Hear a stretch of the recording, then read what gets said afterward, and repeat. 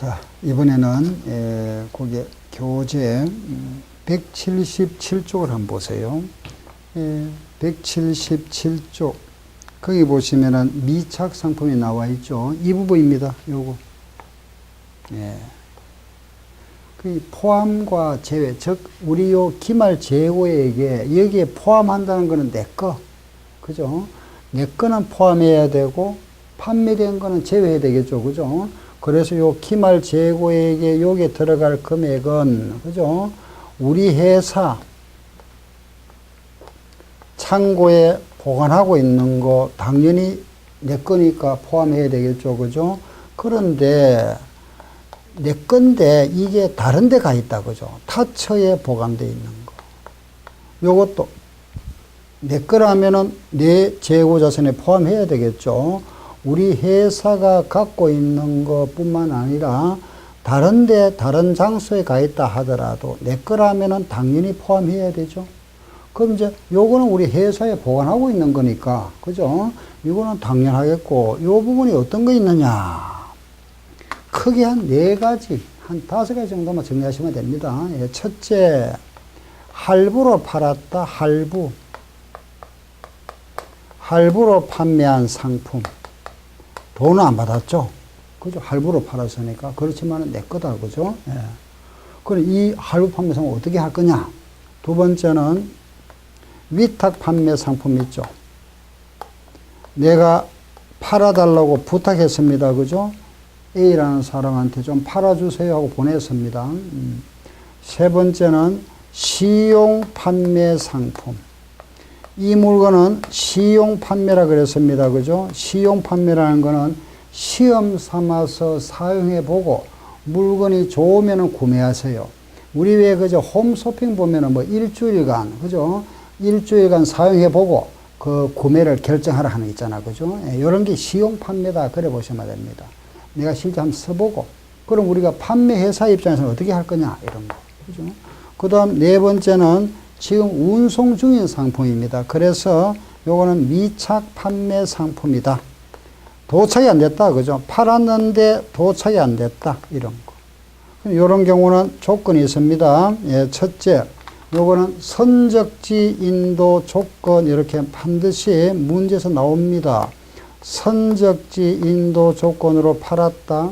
또는 도착지 인도 조건으로 팔았다. 이런 식으로 반드시 요 조건이 붙죠. 그죠? 예. 그 다음 하나 더 한다면은, 상품권 판매. 백화점에서 파는 거 있죠. 그죠? 요 상품권 판매는 백화점 입장에서 어떻게 할 거냐? 이 회계는 개인 소비자가 하는 게 아닙니다. 그죠? 주식 회사에서 합니다. 그래, 백화점 회사 입장에서. 자, 하나씩 정리해 봅시다. 첫째, 할부로 팔았는 거는 무조건 제외입니다. 아셨죠? 이거는 무조건 제외한다. 왜? 이거는 판매로 간주해 버립니다. 할부로 파는 거는. 예. 뭐 2달 또는 뭐 10달, 2년 있잖아. 그죠? 할부로 파는 거는 판매된 걸로 간주합니다. 돈을 안 받았다 하더라도. 그 우리 법에서는 이거는 판매로 간주하자. 인도한 날 판매된 걸로 봐버립니다. 그럼 무조건 내 거 아니다. 그죠? 판매되었으니까. 위탁 판매 상품입니다. 우리 회사가 내가, 그죠? 내가 A라는 사람한테 요 내 물건 좀 팔아주세요 하고 물건 보내줬습니다. 그죠? 그 보낸 물건 우리가 적송품이라 이런 표현합니다. 물건을 좀 팔아주세요 하고 보냈죠. 그럼 A가 요 물건을 소비자한테 팔아야 됩니다. 그죠? 소비자한테 판매하지 아니하고 아직 A가 가지고 있는 거, 이건 아직 판매 안 된 거죠. 요거는 내 거. 당연하잖아. 그죠? A가 팔았는 거는 판매된 거고, 이 사람, 이 수탁자가 갖고 있는 거는 내 겁니다. 그죠? 예, 그래서 요 위탁 판매 상품은 그 중에 수탁자가 보관하고 있는 거, 보관하고 있는 거는 내 장부에 어떻게 해야 될까요? 그렇죠. 포함해야 되겠죠. 내 거니까. 이해되죠? 그죠? 이 사람이 가지고 있는 거는 내 거잖아. 그죠? 예. 이런 이제 위탁 판매는 많죠. 위탁 판매 보면은 막 가장 대표적인 게 말하면은 어떠한 그 출판사 있죠. 출판사와 서점. 그죠? 예. 책을 요는 팔아주잖아. 그죠? 출판. 그 수수료 받습니다. 그죠? 또는 뭐 출판사, 서점이고 또 제약회사 있죠. 제약회사와 약국 이런 이거 외에도 많습니다. 그죠? 이런 게 위탁 판매다. 그 여기서 가지고 있는 거는 이 회사 제품이잖아. 그죠? 그리고 세 번째 이 시용 판매 상품입니다. 이거는 요런 이제 이 사람을 거치지 않습니다. 그죠? 우리 회사에서 바로 소비자한테 요 물건 써보고 좋으면은 구매하세요. 이 말이에요. 그죠? 물건 한번 써보고 일주일간 시험 삼아서 한번 써보고 나서 좋으면은 구매하세요. 아셨죠? 그래서 요 부분은 그 소비자, 매입자가 사겠다는 매입 의사 표시가 있었다. 매입 의사를 표시를 해 왔다면은 이거는 판매된 거잖아. 그래서 요거는 제외하고 아직 매입 의사 표시가 없었다. 그거는 내 거니까 아직 포함해야 되겠죠. 그죠? 판매 안 됐으니까. 아시겠죠? 요거 원리를 조금만 생각하면 뭐 내용은 간단합니다. 어려운 거 아닙니다. 그죠? 다음에 네 번째 보세요. 물건을 아직 도착이 안 됐습니다. 그죠? 팔았는데 선적지 조건이라 그랬죠. 이거는 우리나라에서 미국으로 물건을 팔았습니다. 예, 태평양 바다로 물건이 지금 가고 있습니다. 그죠? 우리나라의 부산항에서 미국 LA항으로 물건이 가고 있습니다. 그런데 요게 조건이 선적지라 그랬습니다. 그죠? 선적지라는 것은 요 부산항을 말합니다. 배에 선적하는 장소. 도착지라는 거는 여기 도착지겠죠. LA항이고. 그럼 선적지에서 인도됐다. 요 시점에 판매된 걸로 보자 이거고, 도착지 조건이라는 건 요 도착했을 때 판매된 걸로 보자 이런 겁니다. 그러면은 지금 물건이 가고 있는데 선적지 조건이라면은 요 시점에 판매됐으니까 요거는 판매된 거죠. 그렇죠? 그래서 뭐 하죠? 제외. 그럼 도착지 조건이라는 건 요 도착해야만이 판매된 거니까 아직 도착이 안 됐습니다. 그죠? 요건 아직 판매가 안 된 거죠. 그래서 판매 안 된 걸로 간주해서 내 재고 자산에 포함한다. 이해되죠? 그런데 문제를 조심해야 될 거는 요게 판매가 아니고 매입이 나오는 경우가 있다. 매입. 그럼 매입이라면은 물건이 오고 있습니다. 그죠? 이때는 선적지가 여기 되겠죠. 선적지 조건으로 매입했다. 요 시점에 내게 됐으니까 내가 취득한 겁니다. 그죠? 요거는 내 거 포함. 도착지 조건으로 말하면 매입했다. 요 도착지 조건이라면은 아직 도착이 안 되었으니까 내 거 아니죠. 제외. 여기 반대가 된다. 아셨죠? 그래서 문제에서 요게 판매인지 매입인지를 잘 구분하셔서 요게 반대 현상이 생기니까 암기하면 안 되고 문제가 나오면 요렇게 원리 요렇게 이해를 하세요. 다음에 다섯 번째입니다. 그죠? 백화점에서 판매하는 상품권입니다. 요 상품권을 팔았을 때 이거는 우리가 상품권을 팔은 거고, 그죠? 요 상품권을 팔고 돈을 받았습니다. 그죠?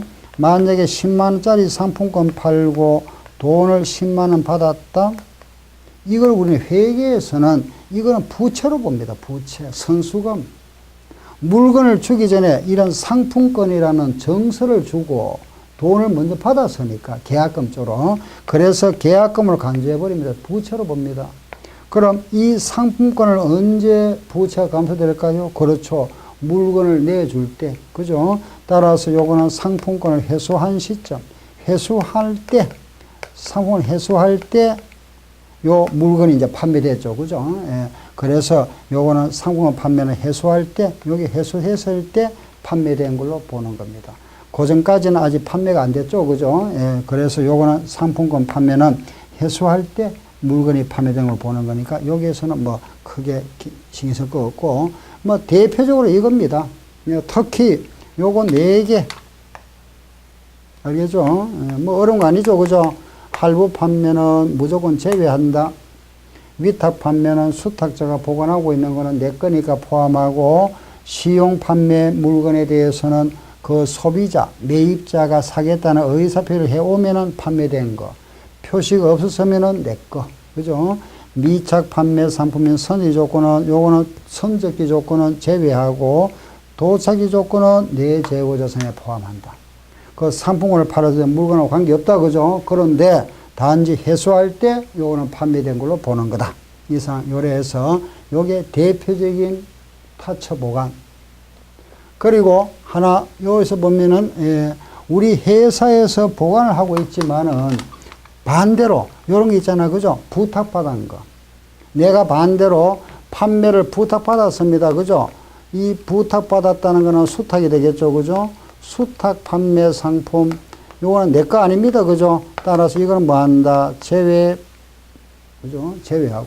우리 회사가 보관하고 있다 하더라도 부탁받은 거는 내 거 아니니까 제외하고 요런 경우는 포함과 제외 구분되겠죠. 그죠? 이래서 기말 재고액을 산정한다.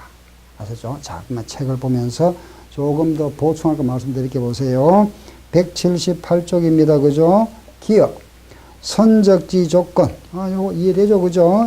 도착의 조건도 이해됐고. 두 번째, 적송품은 위탁 판매 경우입니다. 그죠? 시송품 하면은 요거는 시용 매출. 다음, 네 번째, 다섯 번째 두 개 나와 있죠? 특별 주문품. 요거는 판매자가 특별히 주문한 거니까. 그죠? 구매자가. 그죠? 특별히 주문한 거는 말하자면은 이미 판매된 걸로 간주해 버립니다. 제외. 아시겠죠? 할부 판매도 판매된 걸로 간주한다 그랬죠? 제외. 여섯 번째. 여섯 번째는 반품 조건부 판매입니다. 그죠? 그 기업과 니은을 자세하게 구분해 놨습니다. 그죠? 반품 가능성을 예측할 수 있는 경우는 제외하고 반품 가능성을 예측하기 어려운 거는 포함한다 그랬는데 대부분 뭐냐 하면은 이게 기업인 경우가 거의 주된 거죠. 그죠? 반품 가능성 예측하는 경우다. 그래서 우리는 반품 조건부 판매다 하는 것은 반품 받는 조건으로 팔았는 거는 판매 안 한 걸로 봅니다. 아예 판매 안 한 걸로. 아시죠? 그래서 판매 안 했으니까 내 거니까 내 재고 자산에 포함해야 되겠다. 그죠? 따라서 요 판매에 우리가 그냥 하나만 아세요. 반품 조건으로 판매라는 거는 반품 받는 조건으로 팔았으니까 이거는 판매된 걸로 보지 않는다. 아셨죠? 재구매 조건으로 판매 그것도 마찬가지. 내가 팔았지만은 다시 구매하는 조건, 다시 환매 구매하는 조건 이것도 판매된 걸로 보지 않는다. 다음 뒤로 가시면은 179쪽에 저당 상품 이거는 돈 빌린 거니까 그죠? 우리가 질권 같은 거 저당을 하고 돈 빌린 겁니다. 당연히 내 거니까 포함하고 타처에 보관하고 있는 거 당연히 내 거죠. 그죠? 다음에 매입 계약만 했다면 이건 내 거 아니죠. 제외. 그래서 그 요약해 놨습니다. 그죠? 포함 여부에. 자, 뒤로 가서 실제 그 문제를 하나 가지고 우리 좀 더 이해를 하고 넘어가도록 합시다. 180페이지 1번 김포회사의 기말의 재고자산이 다음과 같다. 기말 재고자산 얼마냐 물어봤죠. 기업 선적지 조건으로 매입하여 운송 중인 상품이라 그랬습니다. 그러면은 그 기업인 경우에는 선적지 조건으로 매입했습니다. 물건이 오고 있습니다. 그죠? 여기가 선적지죠. 요 조건으로 매입해서 요거는 내 거다. 따라서 내 재고자산에 어떻게 하죠? 포함 3만원.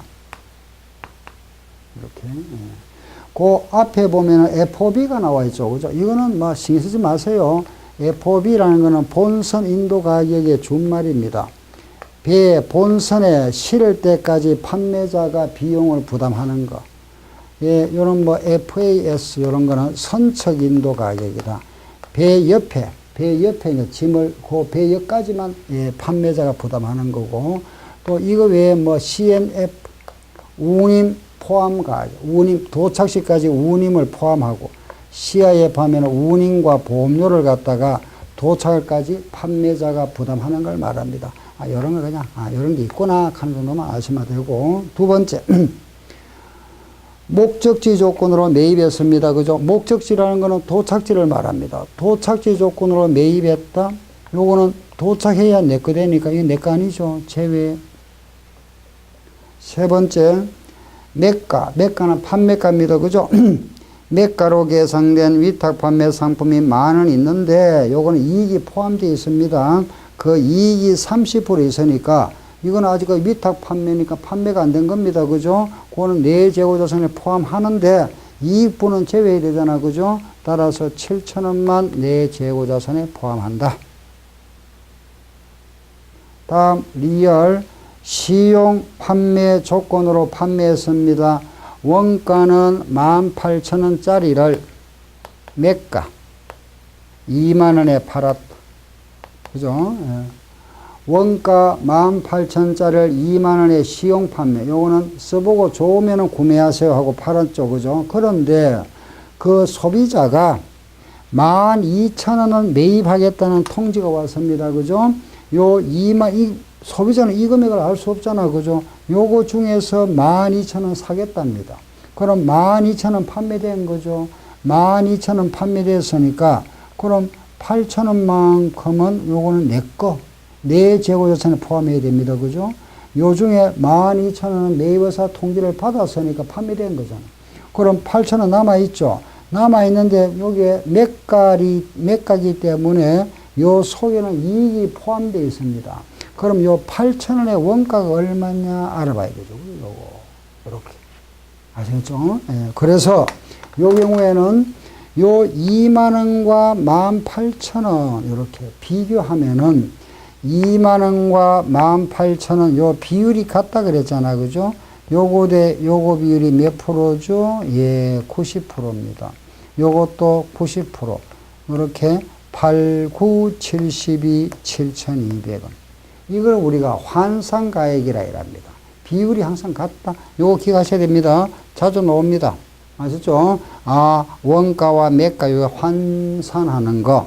요거 대 요거 비율이 90%다. 요것도 같다. 그죠? 90%. 하나 더 보세요. 20,000원과 8,000원 세로를 보니까 20,000원 대 8,000원 몇 프로죠? 40%다. 그럼 마찬가지 요거 대 요거 비율도 몇 프로? 40%. 그럼 18,000원에 40%는 요거 되잖아. 그죠? 7,200원. 요렇게 하고. 또 하나 있죠. 대각선. 곱하고 곱한 금액이 같아집니다. 따라서 요런 경우는 곱하고 나누면 되죠. 요걸 서로 곱하고 요거 나눠주면 요거 나옵니다. 아셨죠? 그래서 7,200원은 내 거다. 플러스 이렇게. 그죠? 다음 미움. 타회사로부터 의뢰받은 수탁 상품이다. 그죠? 부탁받은, 이거 내 거 아니죠? 제외. 담보로 제공된 당사의 상품, 이거는 담보 제공해준 거니까 돈 빌려서는 이건 당연히 상품 자체는 내 거죠. 그죠? 내 재고자산에 포함한다. 그래서 여기 얼마가 되죠? 54,200원 되겠네요. 그죠? 54,200원입니다. 아시죠? 예, 기말죠. 이런 식으로 문제가 나옵니다. 내 재고자산에 포함하느냐, 제외하느냐, 이해되죠? 그죠? 여기에 대한 예제 문제, 하나 보고 갈까요? 조금 저 뒤에 연습 문제 가서 문제 하나 해보고 갑시다. 뒤로 한번 넘겨봅니다. 이 부분에 대해서는 교재 212쪽에, 그 212쪽에 나와 있는 35번 문제입니다. 35번 문제. 그 문제 한번 보세요. 35번 문제입니다. 울산회사가 재고자산을 실사해 본 결과 그 금액이 125만 원이었다. 회계 자료로부터 다음에 두 가지 자료가 입수되었다면 추가시켜야 할 기말 재고자산이 얼마냐 물었네. 그죠? 거기서 우리가 추가시켜야 될 거 얼마를 더 플러스 해야 되느냐, 요거 얼마고 물어봤습니다. 그 원래는 125만 있었죠. 그죠? 요거 얼마고. 첫 번째, 안양 상사로부터 상품 30만 원을 매입하고 인수운임 5,000원 지급했다. 매입 시의 운반비는 원가에 포함합니다. 그럼 얼마 주고 산 거죠? 30만 5,000원 줬는데 창고가 비좁아 이웃회사 창고에 보관 중이다 보니까 실지 조사를 하면서 요 물건이 제외되어 빠져버렸습니다. 그죠? 누락. 그럼 당연히 포함해야 되겠죠? 30만 5천원 누락됐으니까 포함해야 되고. 두 번째, 원가 18만원짜리 상품을, 그죠? 20만원에 시용 판매했답니다. 원가 18만원짜리를 20만원에 시용 판매했는데, 이 중에 8만원을 매입하겠다는 통지를 받았다. 8만원만 사겠다 그랬죠? 20만원치 팔았는데 이 중에 8만원만 사겠다. 그럼 남아있는 거 얼마죠? 12만원. 요거는 내 겁니다. 그죠? 내 재고자산에 포함해야 되는데, 요게 매가로 표시되어 있으니까 요 금액 원가 얼마인지 알아봐야 되겠다. 그죠? 예, 문제 이해되죠? 그죠? 자, 비율 보세요. 20만원 대 18만원 몇 프로? 90%. 마찬가지입니다. 요거 대 요거 비율도 몇 프로? 90%. 하니까 얼마? 10만 8천. 그죠? 요거 대 요거 하면 60%입니다. 그죠? 요게 60%도 10만 8천 원이죠. 따라서 여기에 포함되어야 될 금액이 얼마? 10만 8천 원. 이렇게. 그럼 추가시켜야 할 금액 얼마죠? 41만 3천 원. 이래죠? 예, 이래 합니다. 자, 이번에는, 예, 그 앞으로 와서 하나 더 하고 가겠습니다. 조금 어렵네, 그죠? 31번 하나 보세요. 예, 31번 문제 210쪽입니다. 예, 31번. 문장 읽어보세요. 강원회사 재고자산 계정에는 다음 같은 항목이 포함되어 있다. 요거는 감정평가사 기출문제입니다. 예. 그런데 이 중에서 얼마가 감소 조정되어야 하는가? 정말해서 문제가 거기에 지금 나와 있는 기역, 니은, 티거, 리얼은 내 재고자산에 포함되어 있는데 그 중에서 뺄 거 잘못됐네, 그죠? 뺄 게 얼마냐 묻습니다. 지금까지 우리 문제는 포함할 거 얼마냐 물어봤는데 요거는 반대다, 그죠? 그 네 가지 항목이 기말 재고자산에 포함되어 있다. 이 내 거 아닌 거는 빼야 되겠죠? 뺄 거 얼마고 묻습니다, 그죠? 뺄 거. 그럼 자 보세요. 첫 번째, 매가로 표시된 위탁 상품이 7,000원 있는데 이 매가에는 40% 이익이 포함되어 있답니다. 그럼 이익은 빼야 되겠다, 그죠? 그 7,000원 중에서 40%니까 이익은 그럼 얼마가 되죠? 2,800원. 빼야 됩니다. 2,800원 빼야 되겠죠? 마이너스 2,800원. 그죠? 두 번째, 운송 중인 매입 상품. 선적지 조건입니다. 운송 중인 매입 상품이라 그랬습니다. 미국에서 우리나라로 오고 있다, 그죠?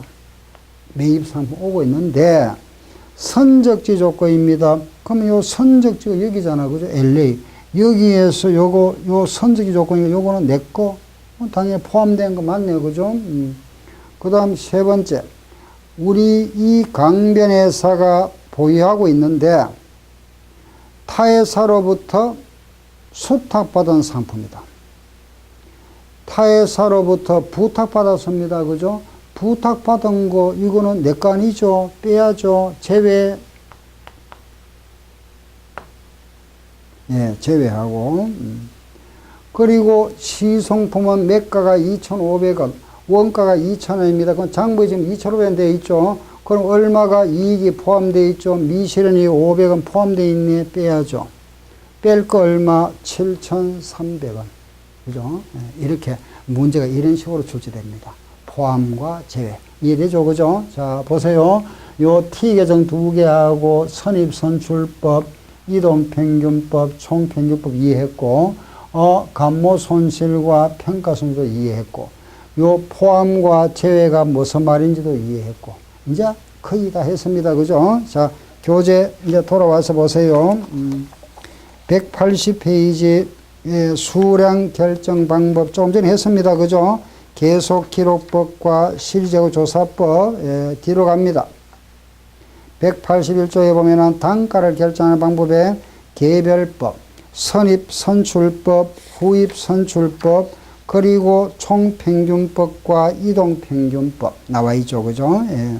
요런 관계, 그 네 가지, 크게 네 가지입니다. 그죠? 크기 비교, 요 관계에서 크기 비교 부분, 그게 시험에 잘 나오는 부분입니다.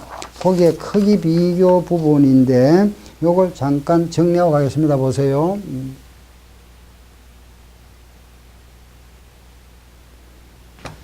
예, 이거는 반드시 단서가 붙어야 됩니다. 물가가 상승하거나 물가가 하락하는 경우다. 물가 상승이다. 인플레이션이죠. 그죠? 물가가 상승한다는 가정하에 물론 이제 기말 재고는 기초 재고보다 크다. 이런 말은 뭐냐 하면은 결국은 이제 그죠? 그 중간에 거래가 있어야 되겠죠. 그죠? 거래가 없었다면은 크기 비교를 할 수 없습니다. 그죠? 자, 간단하게 한번 보세요. 물가가 상승한다 그랬습니다. 그죠? 조건이 엊그제 10원짜리가 그죠? 어제는 12원, 오늘은 14원 하더라. 이게 물가 상승이죠. 점점 물가 올라간다. 그죠? 이게 물가 상승. 이건 우리가 뭐 그림으로 설명하기도 합니다만은 그 단순하게 숫자 하는 게 더 쉬울 겁니다. 자, 보세요. 이걸 우리가 선출법으로 기장한다면은 이걸 먼저 팔죠. 선입은. 그죠? 이걸 먼저 파는 거고, 후입은 이걸 먼저 팝니다. 그죠? 그럼 선출법을 하면 요걸 먼저 팔다 보면은, 그죠? 요게 남죠. 그렇죠? 그래서 선출법일 때 요게 기말에 남습니다. 그죠? 기말이 큰 게 남네. 그렇죠? 그럼 반대로 후입을 하게 되면 요걸 먼저 팝니다. 이걸 먼저 팔다 보면 요건 남겠죠? 후입일 때는 기말이 적네. 물가가 상승하는 조건입니다. 그죠? 10원, 12원, 10원 상승하는데 선입을 하면 요걸 먼저 팔다 보니까 요게 남는다. 후입하면 요걸 먼저 팔다 보면 요게 남죠. 그죠? 그렇고. 그럼 이번에는 이동 평균법을 한번 해볼까요? 요거 평균하면 얼마죠? 11원, 이동은, 요거 11원 맞죠? 11원에서 요거 평균하면 얼마죠? 예. 요거 11원에다가 14원 더해가 2로 나누면은 12.5 정도 되겠네요. 그죠? 요렇게. 자, 요걸 가지고 우리가 총평균법을 한다면은 요 세 개를 몽땅 나눠버립니다. 그럼 더하면은 36원이고 나누기 3 하면은 12 되네. 그죠? 크기 비교 나왔다. 제일 큰 게 뭐죠? 선입. 두 번째 뭐죠? 이동. 세 번째 총, 후입이 제일 적다. 요게 크기 비교입니다. 물가 상승하는 조건 아예. 그래서 요 물가가 상승한다는 가정하에 요 기말의 크기는 선입이 가장 크다. 선출법이 가장 크고 그 다음이 이동평균법이다. 그죠? 이동평균법이고 그 다음이 뭐가 되죠? 총평균법이고 그리고 제일 작아지는 게 뭐죠? 후입이다. 알았다. 그죠? 이렇게. 알겠죠? 자, 기말의 크기는 물가가 상승하는 조건입니다. 선이총후. 시작. 선이총후. 아셨죠? 예, 기말의 크기. 자, 이거 잠깐 볼까요? 보세요. 이 기말이 커지면은 이게 어떻게 될까요? 요 금액이 커지만 요거는 요게 일정하다면은 요게 커지면 요거는 작아지죠. 그래서 항상 우리는 기말과 매출원가는 반비례입니다. 기말이 커지면은 매출원가는 작아지고 기말이 작아지면은 매출원가 커져 버립니다. 그래서 요 기말과 그죠? 매출원가는 반대구나.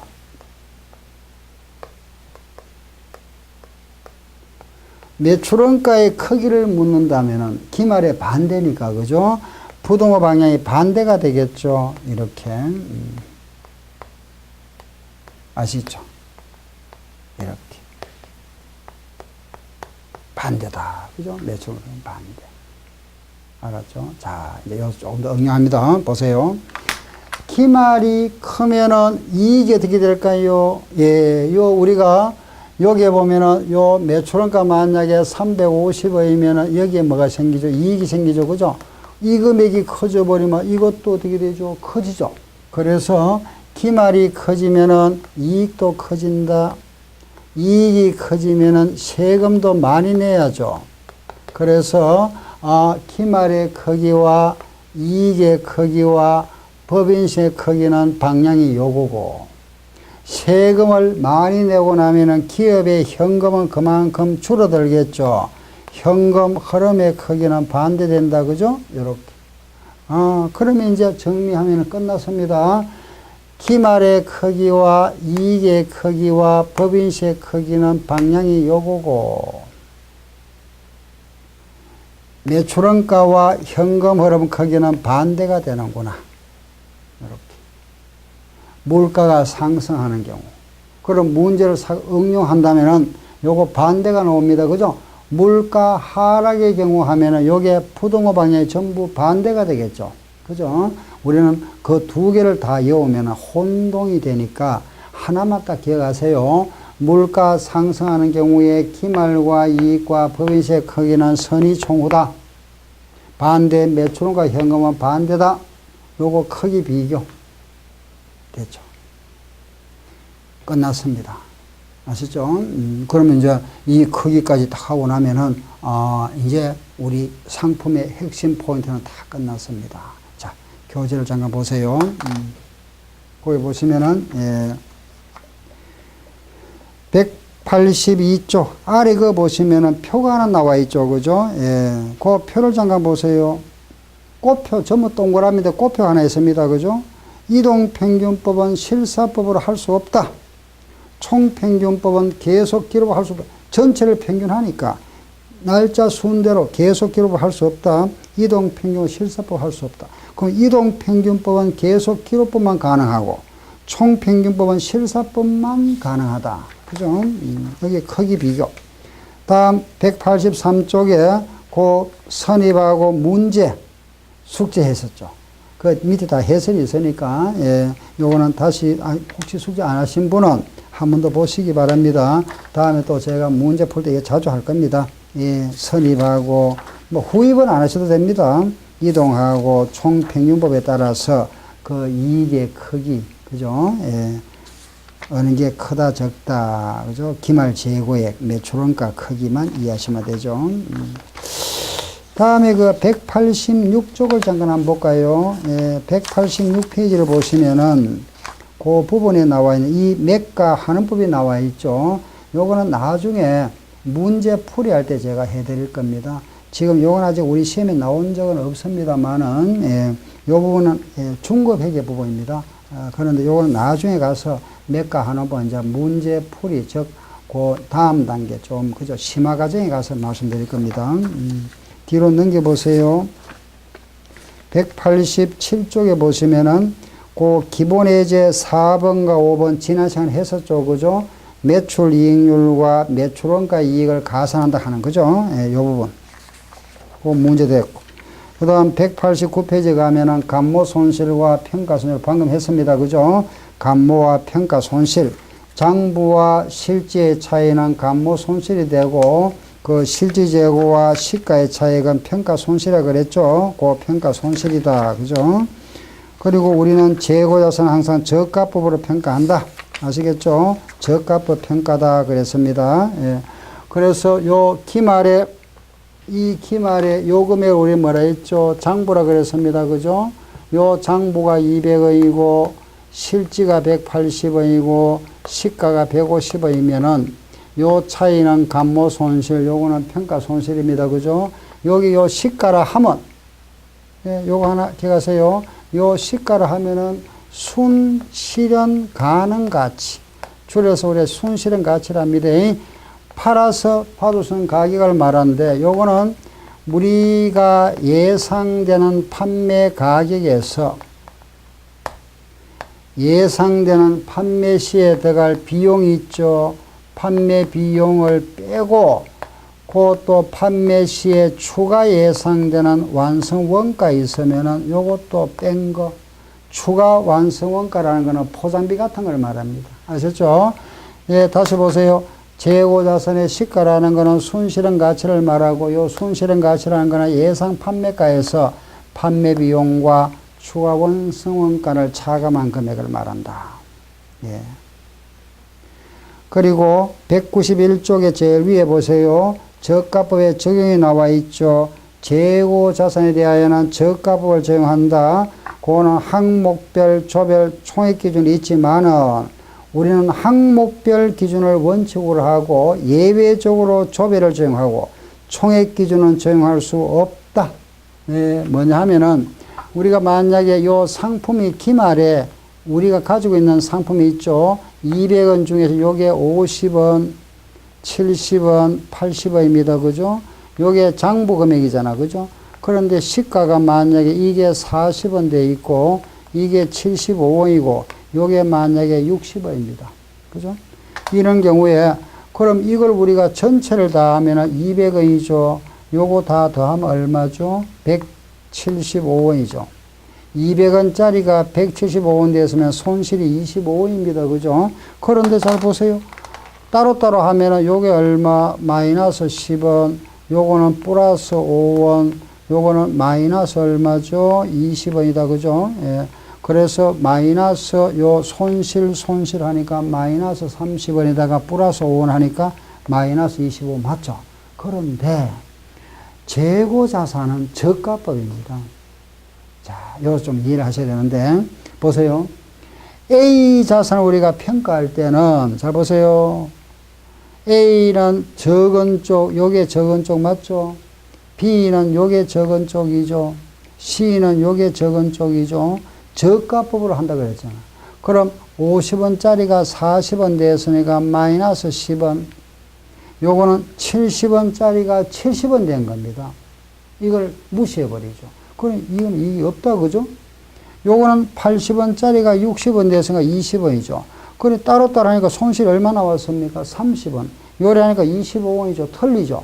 그 법에서는 하나를 통일해야 되잖아. 요래 하지 말자. 요래 하자. 따로따로. 요걸 항목별이라 이랍니다. 그 교재 다시 그걸 뭐라 그래? 첫 줄에 보세요. 항목별 기준이다. 그런데 유사 품목일 때는 묶을 수 있습니다. 조별로 할 수 있다. 그렇지만은 요 총액으로 할 수 없다. 알았죠? 총액 기준은 할 수 없다. 아래 내려갑니다. 그 기본 예제 잠깐 하나 보세요. 그 보면은 감모와 평가와 기말 재고와 매출원가를 구해보는 건데 요거 이제 우리 마지막 문제입니다. 그죠? 요걸 하면서 재고자산을 마무리하겠습니다. 자, 보세요. 그 나와 있는 문제. 기초가 얼마죠? 100만원. 매입은 900만원. 기말에 지금 요 기말 금액은 뭐라 그랬습니까? 장부라 그랬습니다. 그죠? 장부가 얼마죠? 660개 2,000원이니까 132만원입니다. 그럼 장부상 132만원일 때 이 매출은 얼마가 되죠? 예, 요거 보면은 868만원. 예, 868만원이다. 그죠?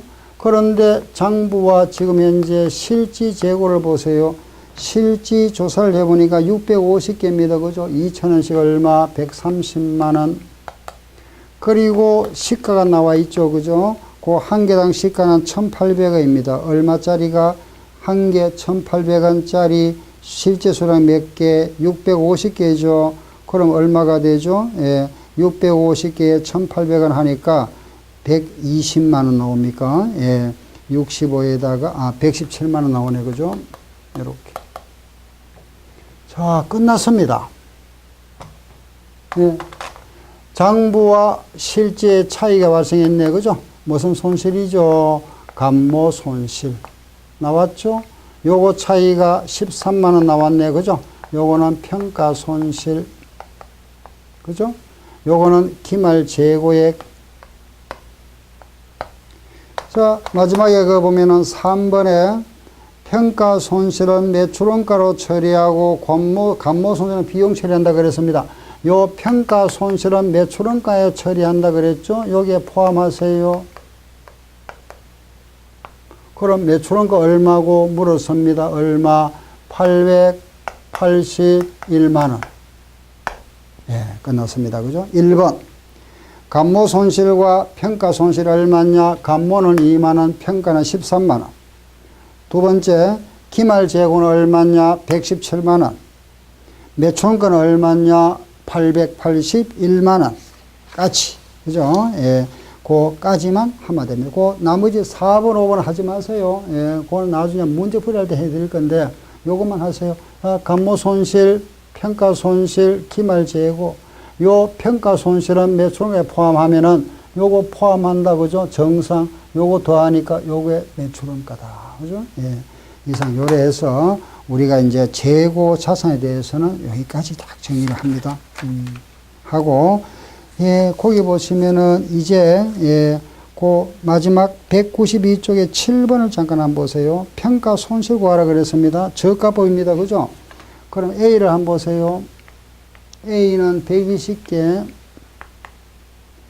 단가는 4,000원이죠. 그럼 그 판매가에다가 비용을 빼면은 4,900원입니다. 그죠? 올랐으니까 이건 없다. 이거는 없죠. 그죠? 예. 저가를 해야 되니까. 낮은 쪽. B자산은 150개. 150개인데 3,400원이 2,900원 됐네. 그죠? 500원 내렸다. 얼마? 75,000원. 요거 하락. C. 130개가 2,200원 되네. 내렸네. 그죠? 13,000원 내렸습니다. 하락. D는 3,500원짜리가 4,000원에 상승했죠. 우리 저가 부분 하락한 것만 합니다. 이익은 안 하고. 그럼 요거 하락 부분만 하면 얼마가 되죠? 88,000원입니다. 그죠? 손실 88,000원. 저가 부분 손실 부분만 계산합니다. 이상 요래해서 우리 재고 자산은 모두 마무리합니다. 상품까지. 그럼 다음 시간에 이제 유형 자산. 아시죠? 그 상품에서는 잠깐 자 보세요. 여기 우리 T 계정 지난번에 했죠. 그죠? 요거 두 개. 선입하고 이동 이해하시고, 감모 손실과 평가 손실 이해하고, 포함과 제외, 그리고 마지막 뭐가 있죠? 크기 비교, 물가 상승하는 경우. 예. 요래서 딱 기본을 잡으시면은 상품 부분은 이렇게 완전히 이해를 할 수 있겠죠. 그죠? 요거만 확실하게 하고, 그 문제는 자꾸 반복해서 풀어보시고, 그래 하시면 됩니다. 예. 상품까지 마쳤습니다.